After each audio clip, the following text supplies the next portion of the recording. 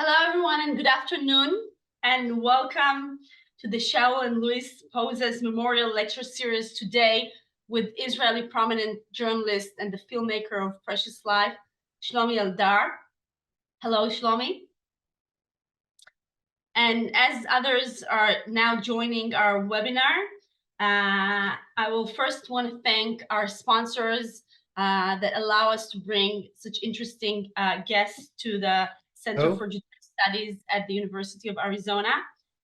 So thank you, Shaol and Louis Pozez and the family for this memorial lecture series. Hi, Shlomi, can you hear me? Hi. Yes, I can hear you. Can you hear me? I hear you very well.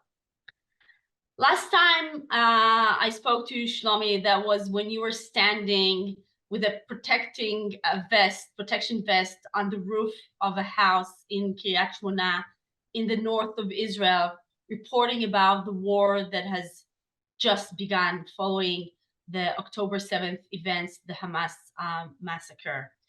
And I have to say that in the weeks and months that have passed since then, there were more than one occasion when I thought, what would Shlomi Eldar say about that? How much I would like to talk with Shlomi Eldar, because probably, in my opinion, and I'm not the only one, you're probably one of the most knowledgeable people to talk to these days and try to figure out the chaotic, violent situation in between Gaza and Israel, in between Hamas and Israel. And let me, before we start our conversation, introduce you very shortly. Shlomi Eldar is one of Israel's most prominent journalists who dedicated a large part of his career, basically almost all of his career, to covering the Israeli-Palestinian conflict and to covering specifically the Gaza Strip, bringing the reality and the voices of the Palestinians to Israeli audience. He knows the Gaza Strip very intimately. He's been working there, had many connections and sources there. He speaks fluent Arabic and has been following the evolution of the conflict, specifically with Gaza and Israel, and the emergence of the Hamas movement. Shlomi has also created a number of documentary films. The one that you were sent to watch is Precious Life, that was Oscar nominated when it came out in 2011 in what seems now like a totally different era. So after saying all this things about your record, Shlomi, I'm really happy to host you today. We are in Tucson. You are in New York now, no longer in Kiryat Shmona. What's the time in New York? Maryland. In Maryland. Sorry? Oh, you're in Maryland. Okay. In Maryland, it's Maryland. I'm Maryland 5:34. 5:34. Okay, I hope that 5:34 for afternoon or evening. It's better to me to be here, not in Israel, because in Israel, I think the time is now about 3 or o'clock. Right now, it's after midnight in Israel, and it would have been probably pretty late for you. Yes. I hope the internet connection it's will after be midnight. as we go. So as I said, our last conversation was when you were reporting on the first stages of the war, and you were covering the events in the north of Israel. And since then, it seems like that the reality has just became more extreme, more violent, and more hopeless. And we learned today, as I just opened the websites and read the news, that Israel has killed 3 of Ismail Haniya's sons and some of his grandchildren. Ismail Haniya, I will just remind, is the political leader of the Hamas. He's in Qatar. You seem to know these people closely, right? Have you met them?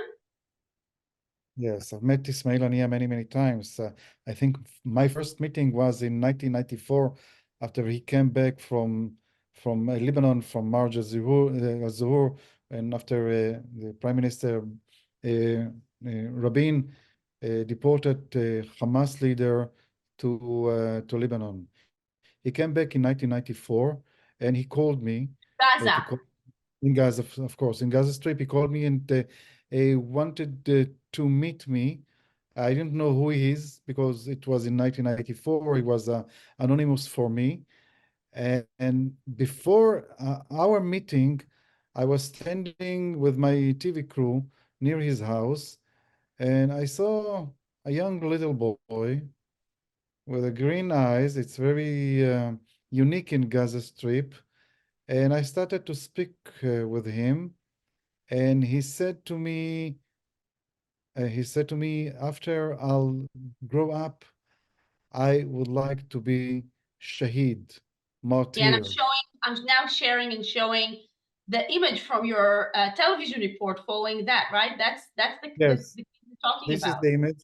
This is the young guy, uh, and I was very surprised because a young boy, I think he was about 9 or 10 years old, and he wanted to die. He wanted to be shaheed. He wanted to be martyr. And he told me in Arabic, when I grew up, I'll kill you all. And then his father put his hand over my shoulder and told me, no, he's just telling you what he's hearing here in the street. So this is my first meeting with Ismail Haniya and his son that was assassinated today by Israeli. I must So the say boy that that we're seeing here, this is an image from your television report in 1994, was assassinated today, and basically his wish to die as a martyr, as a shaheed, in a yes, very ironic way, came he true. found his, yes, and I must tell you before, I'm against this is the nation because I didn't think that it give up Shlomi, you're anything. being It's cut not off. release our hostages, and it will not. After years, it was in 1994. Let me try to change the Wi-Fi. Give me a minute. Yes, let's try and You know, improve. I'll Sorry. try to do something here. Okay, let's give you the time to because you're Give me a being cut off. time. But we really are interested in listening to what you have to say. Yes.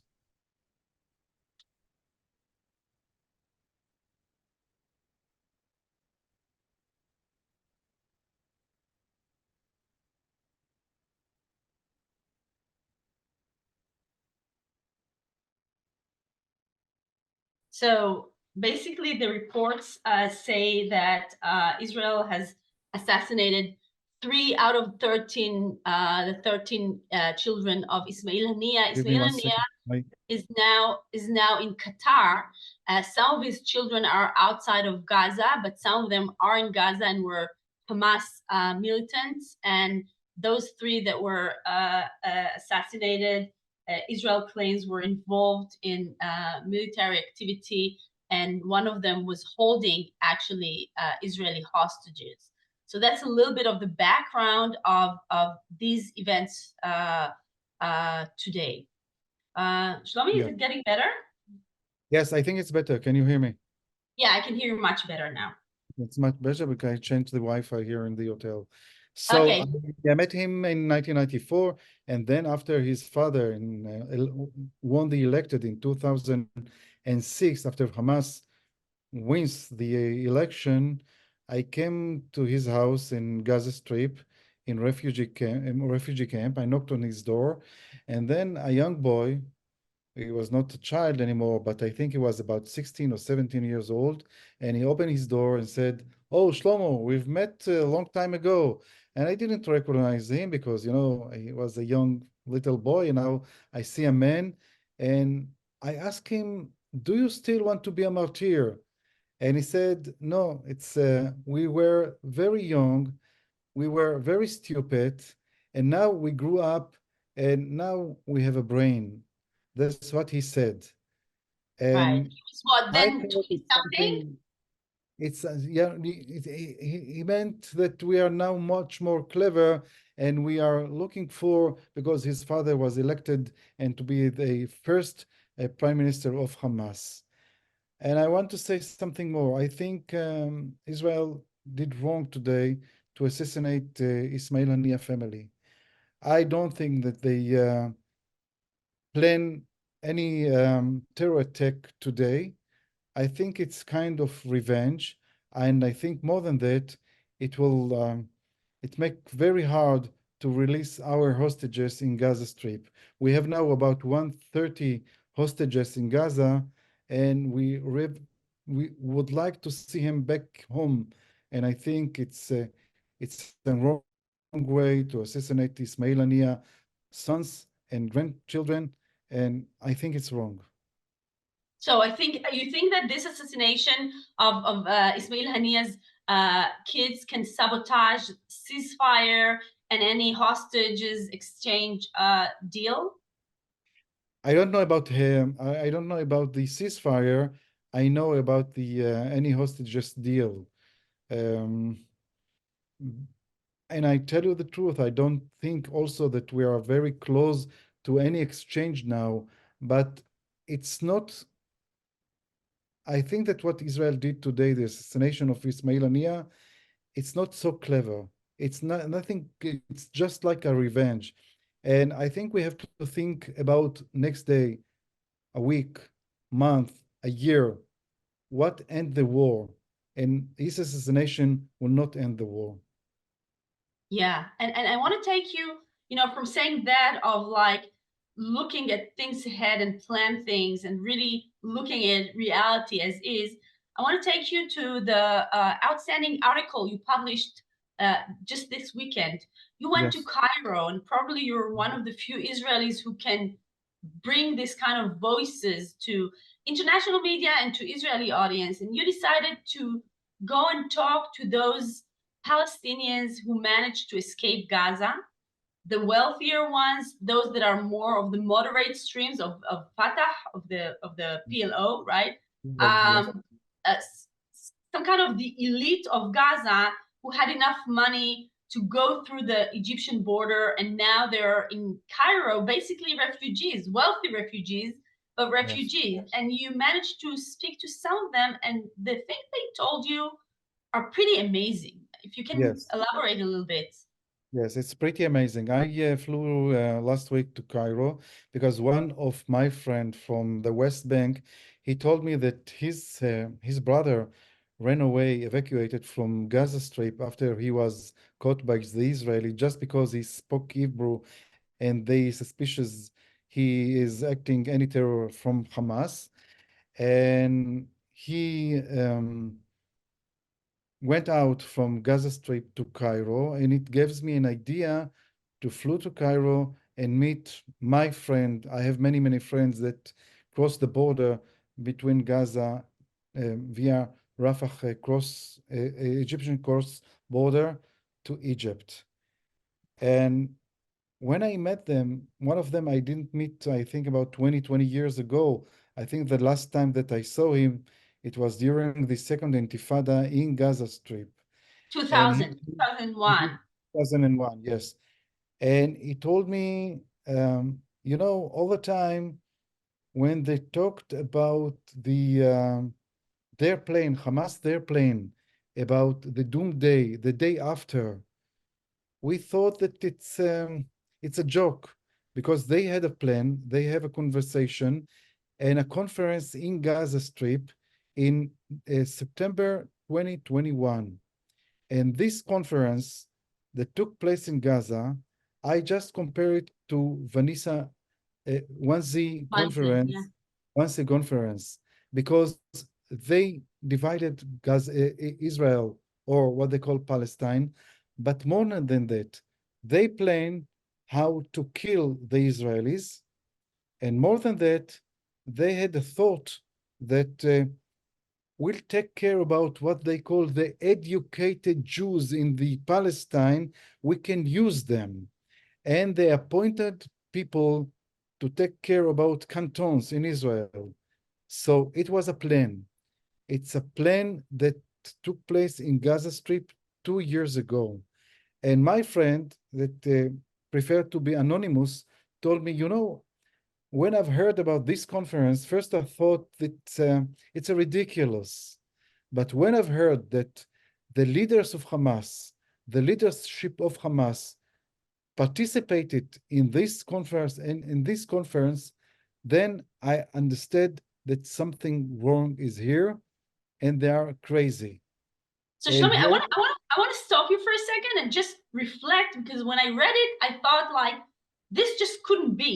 You're saying that 2 years before the October 7th massacre, the leadership of Hamas in Gaza was doing this convention where they yes, planned the day after taking over Israel, right? After destroying Israel, taking over all the territory of a state that is, thousands of times stronger than Gaza, of course, in every respect, dividing the territory. What will they do with all Israelis, Jewish Israelis? Some of them they will kill, some of them they will keep. And they're having this plan. And what I want to ask you, Shlomi, and nobody speaks up in Gaza, and nobody on the other side in Israel is kind of getting the picture. yes, nobody gets in the picture because it was ridiculous. It was something that you can't believe, that they believe that they can conquer Israel and kill us all. So it's imaginable. But what my friend told me, when you're a fanatic Islamic and believe that God sent you to kill the Jews, this is something that I can't explain in logical way. And I'm going to release a new book soon, about weeks. And I made a research how they used the Quran, the Islam, to convince the people in Gaza Strip that this is their mission. And their mission is to serve the God, because it's the God will to kill the Israelis, to kill the Jews in the Palestine territory. So this is Hamas. This is fundamentalistic movement. And I think all the time we refuse to hear these voices. We've usually heard the what we call the moderate leaders of Hamas. One of them is Ismail Haniyeh. Ismail Haniyeh, during the years, I think that since I remember him, since 1994, I met him many, many times, and he all the time offered me, especially try to, to try my connection to transfer his opinion about a long ceasefire, about 25 years ceasefire between Israel and Hamas. So So he I've was heard all asking the you, time an Israeli journalist, to be the messenger to the leadership in Israel. yes, the messenger to the Israelis, because I'm the only Israeli they met in Gaza Strip, and of course, if they want to transfer anything to the Israeli leadership, they found me part of a tool that can transfer a message to the Israeli leaders. What was And your of course, response? What was your response when they said, be our messenger to the Israeli leadership? they didn't take it seriously, unfortunately. And I think during the years, I think we did a mistake many, many times, because Ismail Haniyeh and others were the moderate of Hamas, and we got Yahya Sinwar, the extremist man of Hamas. And in my research, I've learned that after Yahya Sinwar, the head of the Hamas today in Gaza Strip, after he released from the Israeli prison in 2011, he changed Hamas. It's kind of a military coup that Yahya Sinwar and his friend that also released from the Israeli prison did a military coup in Hamas movement, especially in 2021. Yahya Sinwar was elected in 2007, but what I've learned with my friend in Cairo, they told me something amazing. They told me that it's well known that in 2021, It was the election in Hamas movement, and Yahya Sinwar lost. He lost the election, but his friend from the military wing came to the election polls. I can't explain it now. It's very difficult to understand the process of the election in Hamas movement. But Marwan Issa, the number two of the military wings in Gaza Strip of the Hamas movement, they came personally to the election polls and threat the people, the voters, and change the results of the election. So this was a military coup that Yahya Sinwar did, and they What you're deported all describing, the moderate Shlomi, people. is basically the person who was leading the massacre, the attack of October 7th, that led to a huge disaster for the Palestinians in Gaza, right? Yes. For me, when I read this and when you're now talking about it, it's like this is organized crime. I mean, these people by force took over the core of the military forces in Gaza. Yes. Is that And a I good think, way to describe it? yes, but I think also it's more than that. I think the international community forgot that something happened in Gaza Strip even before in 2007. In 2007, the PLO still ruled Gaza Strip. The Right. president Mahmoud Abbas and the parliament was by Hamas, and they did a military coup. And I think that the international community, most of the people that I met outside Israel, that is not familiar uh, so familiar with the conflict, they didn't know that something happened before because Hamas movement, the military wings, did a military coup in Gaza Strip in 2007 and kicked out the PLO. This is something that happened before in 2007. People ask me why Israel blocked Gaza Strip. And the answer, because Hamas did a military coup and threat Israel by missiles. So this is the point that we forgot or try to forget. Not us. I think people forgot that what happened there. So it's not that a conflict between the Israeli Palestinians. It's a conflict between Israel and Hamas, between Israel and a movement that declare all the time that their wish is to destroy Israel. Right. And they made efforts, right? Like rocketing Israel constantly and All the having time. ongoing conflicts with Israel. Yes, Let's say and a few words. when I've heard about this conference, it seems like lunatic because it's Gaza Strip. We are Israel. We are a strong country. We have air force. We have tanks. We have military. We have everything. We are a powerful country. And in Gaza Strip, how would you conquer Israel? But as I said before, as my friend, and I quote them, because when you believe that God sent you to fulfill his wish, you can't argue with them. I want to ask you a little bit about that. I mean, the Hamas started in the 80s as some kind of a religious charity movement, right? With the aim of improving the lives of the Palestinians, aiding them, right? Yeah. Providing education and charity and support. Mhm. Do you understand how it got from that point to being what I see as basically the takeover of organized criminal gang that sacrificed the 2 million Palestinians in Gaza for some kind of messianic vision, right? My new book, the title of my new book is Hamas from Charity Movement to War Crimes. And I think it's explain everything.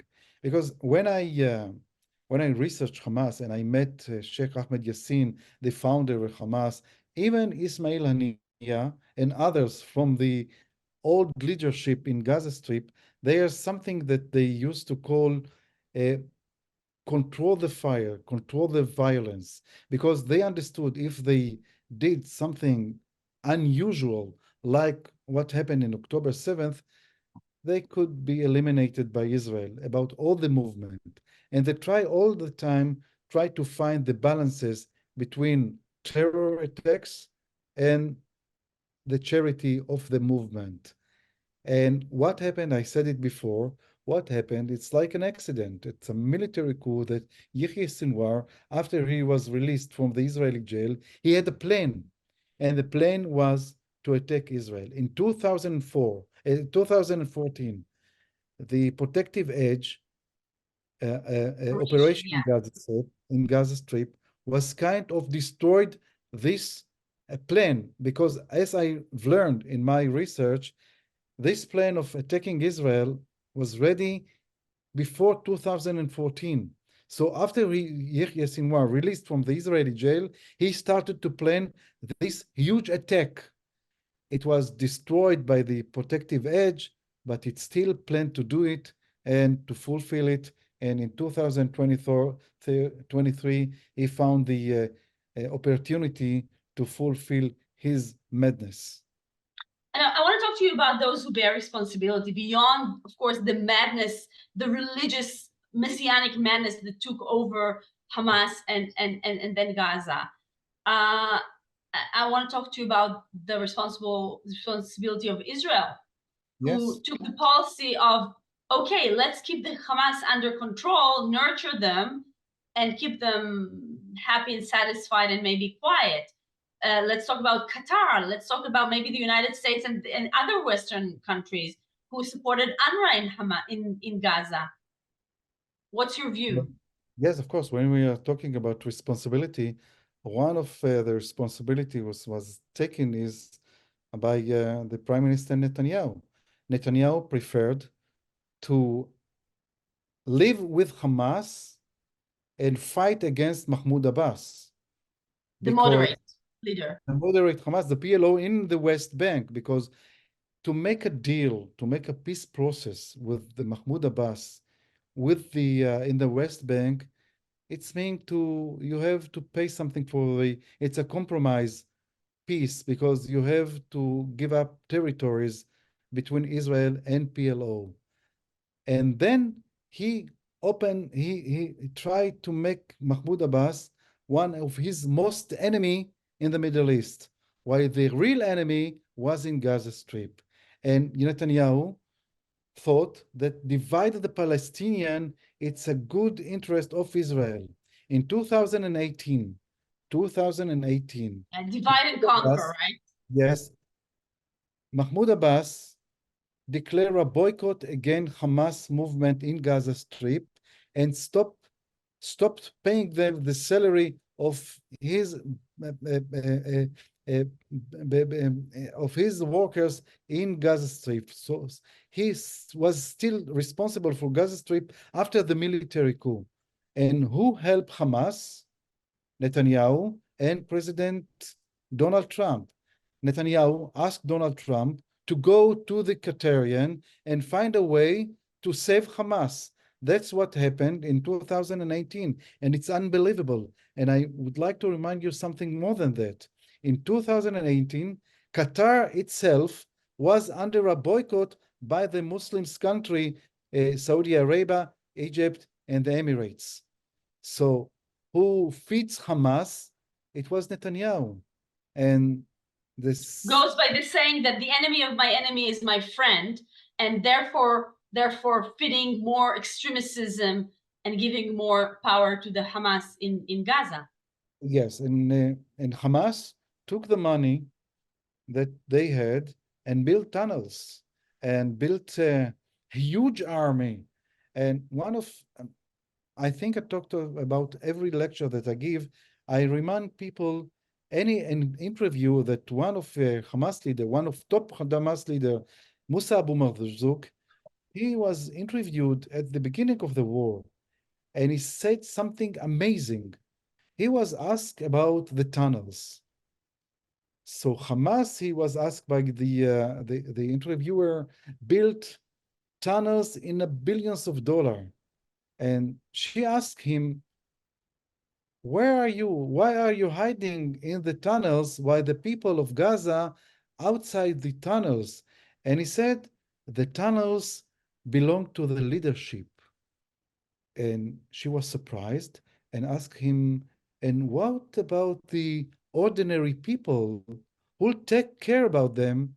And his answer was Israel or the UN. So this is Hamas. Hamas, that was founded as a charity movement by Sheikh Ahmed Yassin, became a monster.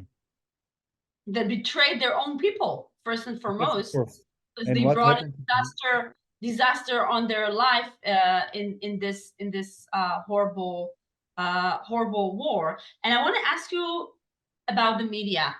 Following the piece, which I find amazing that you published this weekend, with this open conversation of people from Gaza saying, we had all the signs. What about the media? And today, your colleague Dan Perry published an article saying, maybe it was the international media who failed in reflecting and reporting on what Hamas is, on telling the world who are these people really, what do they do, what are their intentions, and maybe the blame is on us. We did not tell the world the whole truth. Maybe it's not it's our fault, but not it's not only our fault. And I hinted before, when I've heard people in the international community, they don't even know what the difference between PLO and Hamas, and they didn't know, and they don't know that that Hamas did a military coup and took the people of Gaza as hostages for over 14 years. So it's our mistake. And I don't know if we can explain everything, but it's very easy to think, Israel, it's a conquer all the territories and block the Gaza Strip. But I would like to remind you of something more. Gaza Strip has two borders, Egypt and Israel. And even Egypt closed the border to the Palestinian in Gaza Strip because also Egypt saw or still see Hamas movement as enemies. Just to remind you, the government of the president of Egypt, Assisi, see the Muslim Brotherhood. It's part like it's even the Hamas movement and the Muslim Brotherhood, he saw them as enemies, and they are. Right. And Is this the reason why the Palestinian Authority in the West Bank would not now be willing to take over Gaza in the coming future? Because yes, they because don't. Mahmoud Abbas and PLO don't want to say to be shown as they came to Gaza Strip back by the Israeli troops. And it's very dangerous to President Mahmoud Abbas. And they would like to do it by any deal, a peace process, any vision, something, not just open the checkpoint and give them the PLO going back to Gaza Strip. And Right. it's very, I don't know how to say it, but for me, it's very strange when Netanyahu and his government all the time declare that Mahmoud Abbas and his government is supporting terror, and now they suggest that they will come back to Israel to Gaza Strip to take the control there. I want to take you back to your film, Precious Life, that all of us watched. I watched it a number of times, and I really think that, Before and before we're going to my film, I would like yeah, something more than that about the Israeli media yes, covering the war. The Israeli media, unfortunately, closed their eyes and turned on like a censorship about herself. The Israelis, most of them, I can say all of them, they don't know what is happening in Gaza Strip because the Israeli TVs and all the Israeli media they don't show them what is happening in Gaza Strip.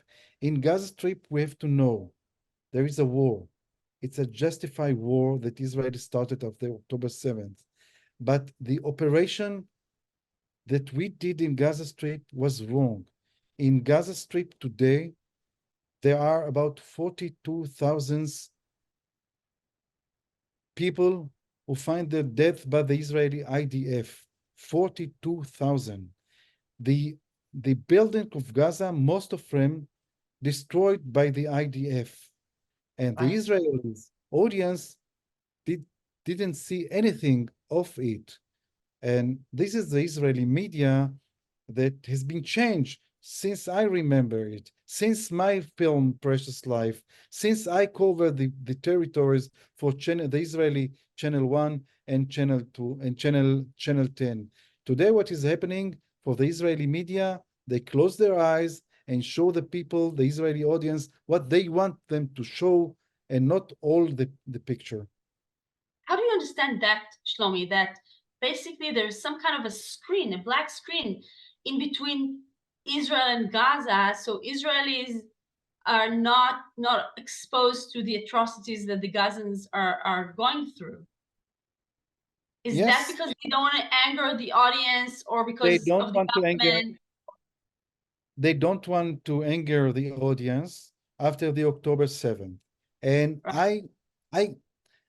I could believe it and support it at the beginning because even I, after the October 7th, I was so angry and so painful and so mourned that I didn't want to hear anything about the Palestinians. Even I didn't call my friend in Gaza Strip to ask them, well, a war started and where are you? Are you safe? And I think it took me about 2 weeks to call them and try to ask them where are they in Gaza Strip.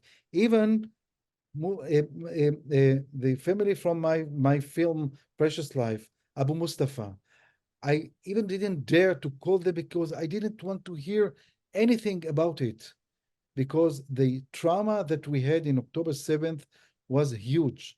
But after a week, after 2 weeks, I opened my eyes and tried to hear the voices from Gaza Strip and to understand what the solution, what we are doing there. And I think the Israeli government and the Israeli IDF did all the mistakes that I can think about. We didn't win the war and we didn't release until now our hostages. And we Right. talk about a war that today or last week we mentioned about 6 months. 6 months and Hamas still exists in Gaza Strip and Hamas still keep our hostages. Right. And one of the most respected journalists in Israel, Nachum Barnea, he said something that I adopted to my language. And he said, to admit that is not victory, it's kind of victory. And I adopted this phrase. Yeah, I find it hard to adopt. I heard him saying that, and I find it hard to embrace this because the reality right now is the reality of violence and chaos and not achieving any really strategic goals. Do you think there's an element of revenge, just pure revenge and anger on the side of Israel in Yes, this? yes, Right. yes, only yes. Talking about mercy and not revenge, let's go back to 12 years ago when you were filming Precious Life. This is the story of you, a journalist who kind of dives into a story of a Palestinian baby who needs help. And it's a story of an Israeli doctor who's trying to help this baby who needs a bone marrow transplant, right? And it's about really this kind of weird triangle of Raida, the Palestinian mother from Gaza, coming to an Israeli hospital and working with a doctor and with you, who helped a lot on the way to save the lives of a baby. And you call the film Precious Life because at the peak of it really comes the question that I think a lot of us think about these days of, do Palestinians and Israelis think the same way about the value of life? And I would like to share a clip from the video so we can talk about this. Just, of course, now it was ready. Okay. Just bear with me a second. Okay. All right, here it is.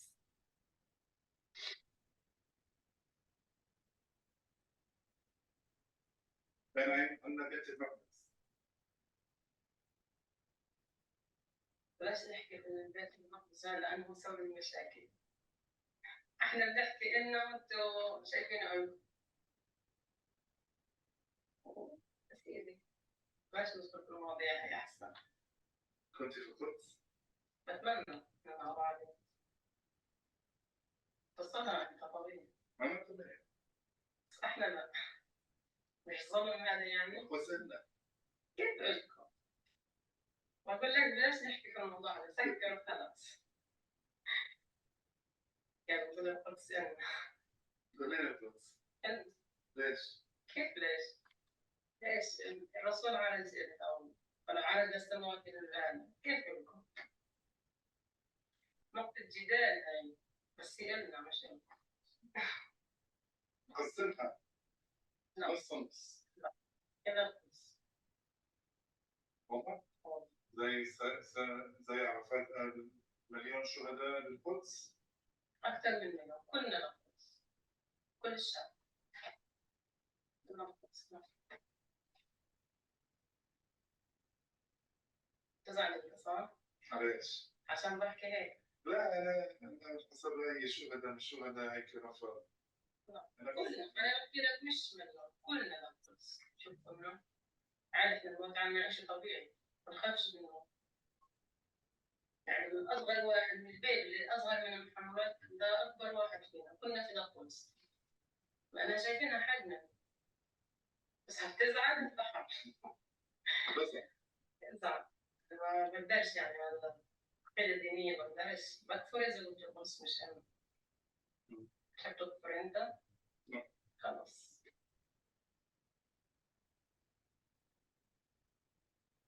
الموت عندكم عادي؟ عادي. طيب كيف أنت شايف أنت تتحاملي على حياة محمد وتقولي لي عادي؟ عادي يعني لو ما شو بدي أعمل؟ عادي. بتقولي قبل بنتين وبين إيدي هم بنتين وأنا حاملهم هيك بتقولي بين إيدي. شو؟ موتت وراهم؟ عادي أنا عملنا بالنسيان. عادي. مش مشكلة. عادي؟ عادي. وكيف حسيتي لما صح أذيت وكان صعب علي كثير بس خلص الحمد لله بفضل ونعم من الله ربنا أخذ ربنا اللي جاب وربنا اللي أعطاني وربنا اللي أخذني ما بقدرش أعمل هذا موت هذا كل نفس ذائقة الموت أنا لسه ممكن بحكي معك لقيت أموت تأمنش بالموت؟ لا إحنا الحياة غالية الحياة غالية بس إحنا لا إحنا عم نصفر تنساش اسمي عشان هيك بتلقى الشهاديين وهيك ما بخافوش عادي وكلنا حتى ولادنا فيش حدا بخاف منهم طبيعي. أنا ساكت بديك محمد كان طيب. طيب يستشهد؟ طبعا. والله؟ ليش؟ كان القدس عادي.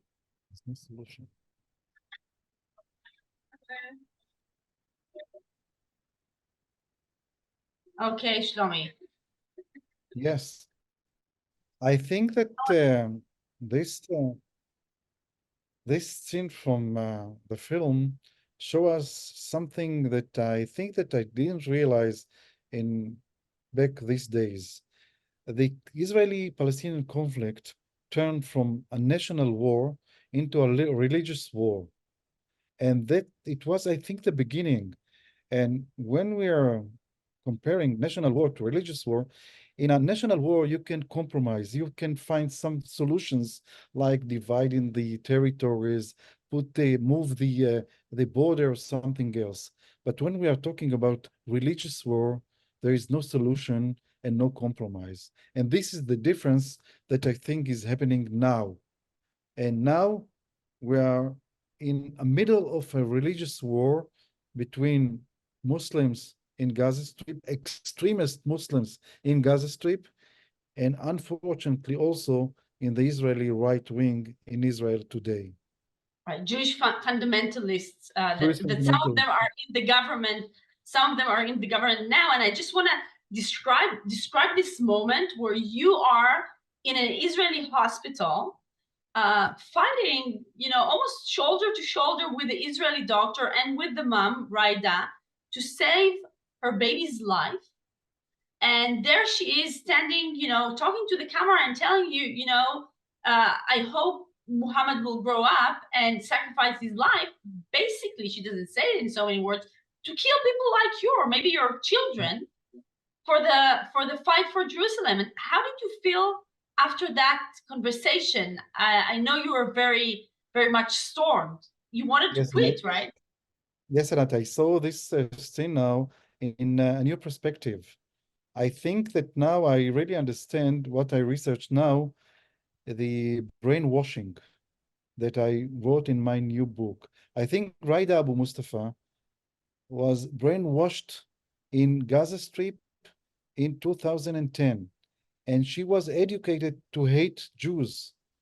And when she came to Israel the first time and she met Israelis, she was surprised because it's totally different what she've learned during her life.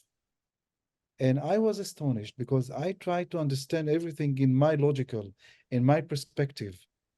And in my perspective, Raida Abu Mustafa came to the Israeli house where the Israeli Dr. Ras Somer and me myself, yes, it took me time to understand that I was part of the process.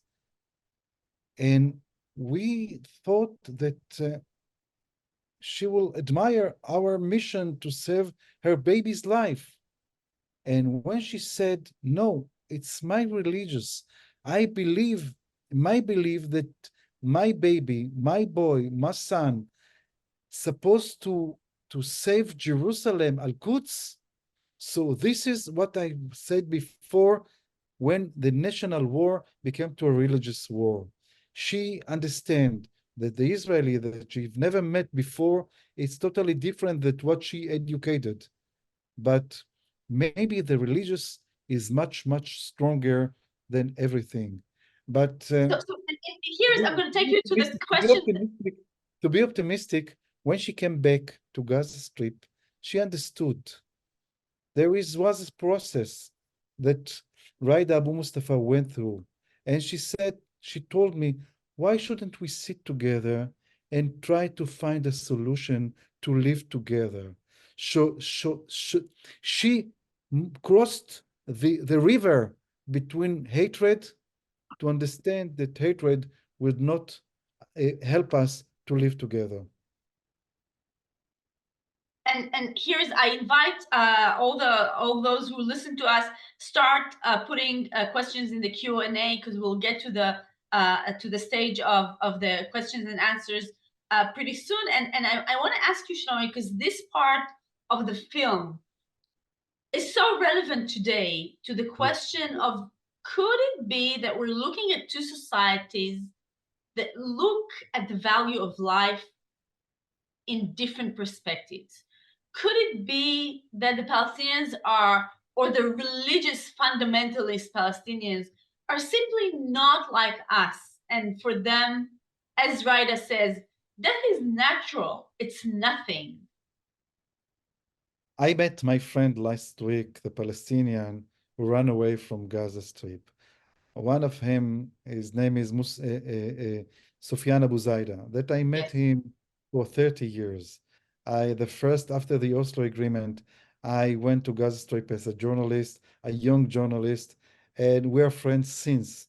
He took me a tour in Gaza Strip in 1993, And since on, we're friends. And I sat with my friend a week ago after he was almost killed, his and his family, and he just like me.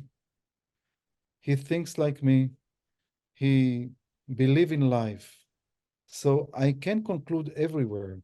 And I mentioned before the difference between the Palestinians in Israel as society when religious came inside the society.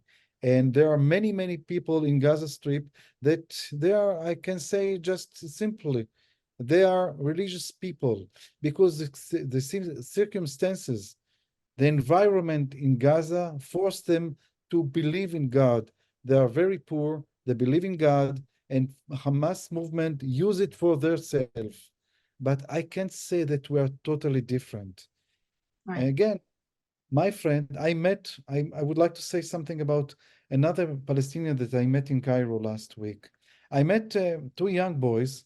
One of them, it was 19 years old, and his brother, 21 years old. And I was in Tahrir Square, where the revolution of Egypt started there, and they spoke very fluent English, better than my English. And I Right. started to talk with them. And after that, I introduced myself. They introduced themselves, and I was surprised they didn't fight for me. And we started to think and to talk about the situation. And he told me a story that made me, I was very excited to hear their story. They told me that after 2 or 3 months of the war, her mother decided to get the money and to evacuate them from Gaza Strip. Right. And told me it very detailed, in very details, how they got the money. And she swore them in a Quran, go away, never get back to Gaza Strip. I know, she told them and her father, I know I will not see you again anymore. But if I love my son, go away. And they are like me. They are not like you, like other audience. I don't think that all the Palestinians are monsters. I don't think all of them would like to murder the Israelis or the Jewish. I think that something happened by a fundamentalistic movement in Gaza Strip, and it happened. I don't know how to solve the situation. Don't ask me about the day after. I don't know. Right. I really don't know. That's probably the most Before, common question that people before ask, right? I know, I don't know what happened because I tell you something that I was surprised that Hamas still exists in Gaza Strip after 6 months. I think that if we would like to say what happened, what will happen in the next day, what will be the next day after I see what happened in this war. And in this war, unfortunately, I can say it clearly. It's sad for me. It's very difficult to me to say it, but we didn't win the war. If Hamas still exists, if Yahya Sinwar, who planned this brutalic terror attack in Israel and took the Israel and Palestinians for endless conflict, so we didn't win the war. We are Right. now still, we have 130 hostages in Gaza, and I don't know, I can say it here, I don't dare to say it in the Israeli media. I'm not sure that we will see him alive. We will see them alive, back alive, which is, of course, what Israelis are rallying for today for bringing back the hostages. Yes. Last question before I open it for the many questions that are now coming up. Raida's family, Muhammad, do you know where they are today? What happened to them? Have you had any contact with them? What's happening to them during the war? Muhammad is supposed to be now 13, right? No, Muhammad is 16 now. 16. Or 16, okay, yes. okay, right. If I could, I'll show you a picture of him. I'll Right. try to find it in my Yeah. phone later. Yes, I 2 days ago I talked to them. They're now are hiding in a school in Khan Yunis, but they are safe. It was something that happened, I think, a month ago when Muhammad went out and tried to find food outside this school. He did came back about 3 days. They were very concerned that maybe Muhammad is dying or he died by the Israeli bomb. But after 3 days, he came back and he said that they closed the roads and he couldn't find his way. But they're safe. Of course, they're they're suffering in the war, but they are safe in Khan Yunis until now. And I hope they someday I'll see him again. Is Muhammad aware of his story? Does he know the story of his the time that he was a baby? Yes, of course. He saw the film. He knows. He talked to me, I think, twice during the war. He knows who is Dr. Ras Somer.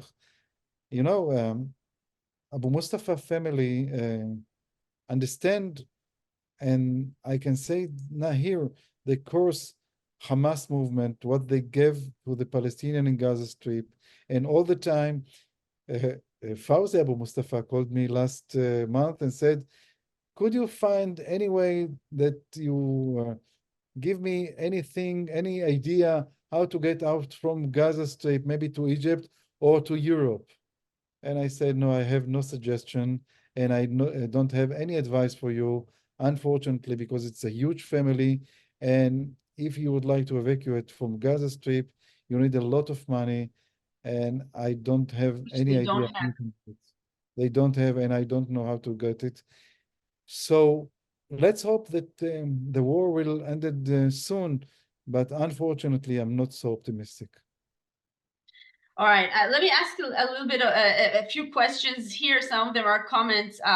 If someone came in and offered the Palestinians in Gaza jobs, homes, doctors, education, etc., a better life, would they be more amenable to living side by side with Jews to offer their children a better future? This is by Helen. So basically, if life in Gaza could be better, would that kind of allow living together? I don't know what it's meaning living together, side by side or living together. Yes, I assume it's side by side. Of course, I think Israel mistake to block Gaza Strip in 2007 and think that by blocking Gaza Strip, there we solve the problem. I have another Palestinian friend that before the Israeli disengagement from Gaza Strip, I did a story for the Channel 10 magazine, and I invited him to one of the settlements in Gaza Strip, and he met one of the settlers. And at the beginning of the meeting, it was tension between them. For the Israeli settlers, the Palestinian, he saw him as a terrorist, and the Palestinian who saw the Israeli settlers thinks that he is a Jew terrorist. But after a while, they started conversation. They discussed for about an hour, and then my friend, the Palestinian, told the Israeli settlers, you're now withdrawing from Gaza, the disengagement, but don't close Gaza border and through the keys. And he gave him a phrase, and he said, if you take two cats, gurim, I have to say gurim, I don't. Kittens. Yes, and close them in a cave, and you'll open it after 20 years. What you supposed to see? And we didn't know the answer. And he said, after 20 years, you will find monsters. And I think predict what happened in Gaza Strip. Israel thought, Netanyahu, as I mentioned before, that we built a border and a fence between Israel and Gaza, and we don't want to take any think about the day after, and it will be solved by itself. No, it didn't. What happened? We found monsters in Gaza Strip. So I think this is my question. I don't know if the economic situation in Gaza Strip will be better. I think yes. My answer is positive, because if the situation in Gaza Strip was economically was better, I don't think how Hamas movement made the brainwashing like they did during the years.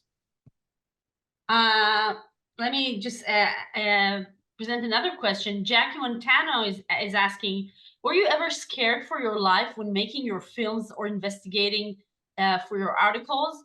Also, was there ever an event that made you want to quit journalism? I think that's a good question. Yes. Yes, it was when I was one young journalist. Uh, yes, it was in 94, I think, during the first intifada, after the first intifada, after Oslo Agreement. I was standing in Soroka Hospital waiting to another Israeli injured soldier. And when the helicopter landed down in the hospital, I saw the people took him from the helicopter to the trauma room, and they stopped in the middle of the road, and I understood that he didn't succeed. He died. Right. I started to cry. I called my editor. It was after midnight, and I told him, "This is my last day in my job. I can't handle it anymore." But I forgot it after a day. Yes, I found myself in a risky places. Um, I think I had many years to think about, and I tell you, it's in a simple word. I think I was a young and stupid, and I took very dangerous steps that I wouldn't do it again. Uh, but yes, I've learned a lot about my media journalistic tour or journey over the year. And I think that I can understand now a process more logically and in a deep thought about our existence, our situation. And I think that it gives me tools to research this conflict between Hamas, Israel, and PLO. Yeah, much better. Like basically very few people. I mean, I want to ask a question by Horwitz. I don't know the first name. He wants to talk about UNRWA. Wasn't the 50 years of education of UNRWA that did the brainwashing which Hamas took advantage of? So UNRWA is the aid agency funded by the West, right, through the UN, which basically was providing the basic needs of the Gazans, right? It was not the Hamas who was providing it, Yes. but UNRWA, and became very controversial after October. Well, even before, but after October 7th. What do you think of UNRWA and their responsibility? Their responsibility to the war, I don't know. But I think that what happened, because I think that Hamas and even PLO, Yasser Arafat and Mahmoud Abbas, before Hamas took control over Gaza, it was easy for them because UNRWA took care of the Palestinians in Gaza Strip and released them from the responsibility, like Hamas, like Netanyahu took transfer them Qatarian money. They took the responsibility for them, and this is the same rule that UNRWA is now in Gaza Strip. But I'm not the one that believe that UNRWA it's a kind of terror activist during this institute. I think that they have to make any revolution inside this UNRWA, but I think that if we took UNRWA immediately from Gaza Strip, people just strive them. The hunger is so deep. So the dependence on UNRWA is so heavy that you basically cannot take out UNRWA or stop its activity in Gaza? Is that what you're saying, Shlomi? Yes. If we'll cut UNRWA aid, I think thousands of Palestinians will die starving. I saw during the year that people, poor people, living only on UNRWA aid, and it's sad. But I think that it was very easy for Israel and also for the Palestinian government. I don't compare. I don't think it's for Hamas or PLO. It was very easy for them to release their responsibility and put it on UNRWA and the UN and the West countries. Take care of people, and we'll take care of ourselves, like the fraud by the PLO and the tunnels and building army by the Hamas movement. I'm going to present last question. You haven't been to Gaza for actually quite a few years, right? You cannot go in. I couldn't go in before the war, but I can go in now. But I don't want. I don't want to go to Gaza and be happy to see the destruction. I think that if I would like to make a journalistic mission, I would like to meet the Palestinian and talk to them, like I did in Cairo. So I haven't been in Gaza Strip thing since 2008 until now. After Hamas takeover. Yes, and I don't want to go now until I find that is it's very important to me as a journal. It's a journalist to see and report from them, not to be happy to see the destruction of Gaza by IDF. I think right. that So you're not willing to embed to the Israeli forces, but rather only if you can go on your own and speak to your sources and the Palestinians and to bring their experience to what happened in Gaza before October 7th. Yes. Yes. All right, Shlomi, I wish that you'll be able to go back to Gaza and report on the voices from within pretty soon. I don't know if my wish, is very realistic, but I mean, I think that's my wish for you personally and for all of us. Thank you so much for this wonderful conversation and for more peaceful days. Thank you, Anat. Thank you very much. And good evening.